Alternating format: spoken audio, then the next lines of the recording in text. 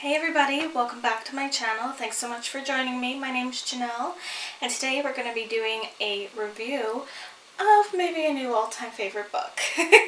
So that book is the sequel of Before the Coffee Gets Cold. It's Tales from the Cafe. So I read the first one in January.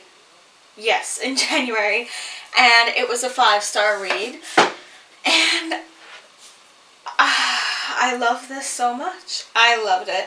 First of all, there's a lot of symbolism in the cover and everything that I like even just looking at the aesthetics. First and foremost, I love that they look like a pair, like a set and everything. I was brokenhearted when I finished this book, and I looked up, and from what I can find, I think there's a third one. I'm pretty sure there's a third one, but it's not translated into English yet. And I just, I really want there to be. I really want it to be. So basically, the concept idea is it's about a cafe in Japan that has the element of time travel. You can travel in time, but there are rules, and one of the main rules is you travel back with a cup of coffee, and you have to drink the coffee before it gets cold, or there are repercussions. Now, each book has 4 separate stories in it, so basically all the stories would take place like within the cafe, but you would see different characters, and so one part would be this character story, and then the next part would be the next, and so on and so forth. So it's the same atmosphere, the same setting, but you get a different person's story each time, and it is emotional. It's emotional. I absolutely love the writing style. I really do. It's so blunt, it's to the point, but it packs a punch. Like, it makes you feel so much. And like, right from like the first story, I cried.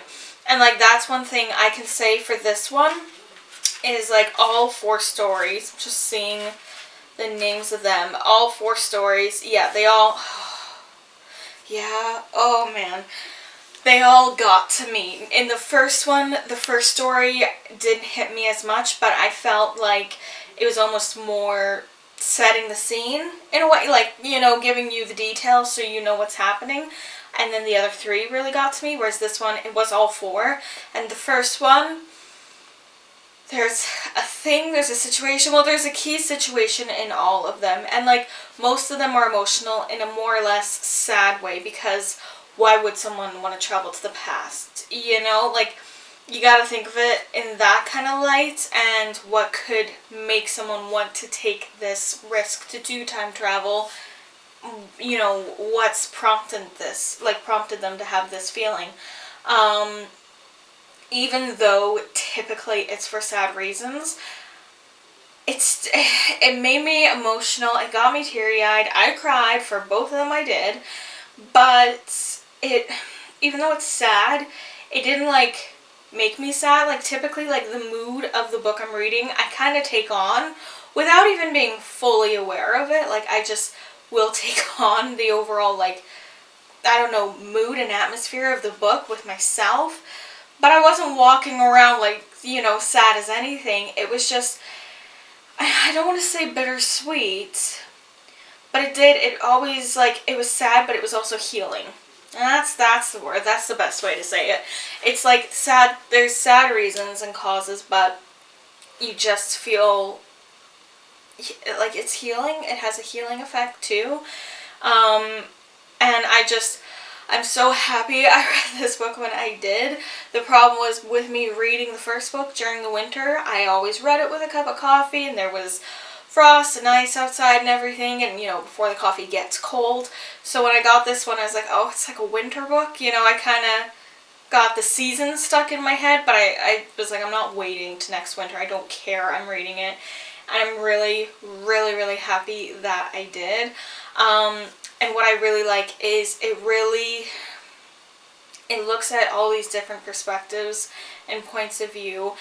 And what I love is, you know, questions you would have about maybe one character. He pieces it together in such a good way, but there's no fluff to the writing. It gets to the point, but in a really, like, just poignant way, and I love that.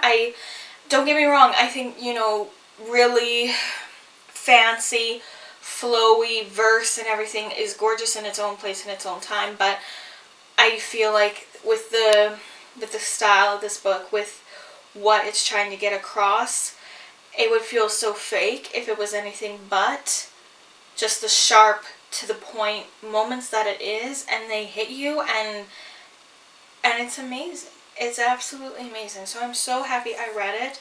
If you've read anything like it, please recommend to me, because I'm having a struggle here, because this to me is kind of a very specific emotion book, you know, and I'm in the, you know, after I'd read this, I was in the mood to read more like it, but I don't have anything like it. So I'm just kind of trying to find more. So if anyone's wondering, this is by Toshikazu Kawaguchi. The publisher's Picador, but yeah, I can't recommend either of them enough. Do you have to read them in order? No. It does fill the blanks for you. Do I recommend reading them in order? Yes. You don't have to, but I recommend it just because there is one thing that is explained in this that would be fine to learn, but if you've read the first one, it'll hit you a little bit harder. That's all I'll say. That's it. The one thing is, if, like, so repetitive things would sometimes kind of get to me, because each story, it's someone wanting to time travel for themselves. It is repetitive when they have to explain to, you know, this person how it works, the rules of it, and they have to go through this spiel every time in every story because it is a new person. But even though that's repetitive, like it happens, you know, at least 4 times in each book, I didn't find it really bothered me because they always kind of approached it in a different way. So that would be the only thing I would say, is maybe it could be a bit repetitive in that way. But because every story was so unique and so personal to that character, it didn't bother me. You know, I didn't dislike it at all. So yeah, it was another 5-star, and it's so sentimental to me. It's so special to me. Yeah, I absolutely loved it. I think, yeah, I don't know. I think all in all, I probably, like, there's some stories in the first book maybe hit me a bit harder than some in here, like mix and match kind of deal. But I think all in all, I preferred this one, I'm pretty sure. So yeah, I'm really happy I read it. I can't recommend it enough. And like I said, if you have any recommendations for anything that sounds relatively similar, please let me know. Just that similar, like, blunt, gets to your emotions, just gets to the point. It's simple, but that's what makes it gorgeous. Something like that. Help me out. But anyway, if you've read this book, let me know what your thoughts were, and if you're going to read it, like, tell me when you are, tell me what your thoughts are. I want to talk to everybody about this book because I loved it so much. So yeah, I hope you enjoyed this video. If you want to like, comment, and subscribe, I'd really appreciate that. And until next time, I'll see you in my next video. Thanks so much for watching. Take care. Bye.